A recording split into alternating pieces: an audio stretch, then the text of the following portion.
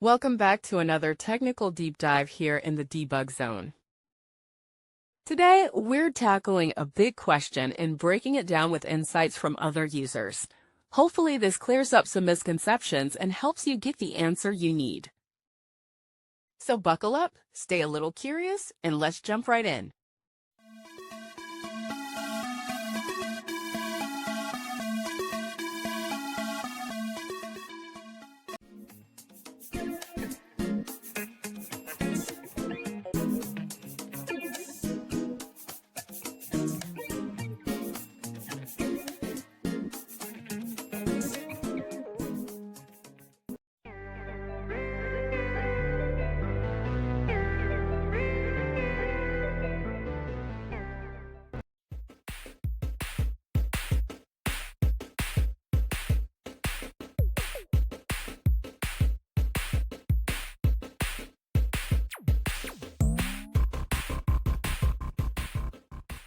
And that's a wrap.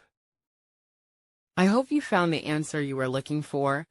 If you did, take a second to hit that subscribe button. It really helps out. And let me know in the comments which solution worked best for you. See you next time in the debug zone.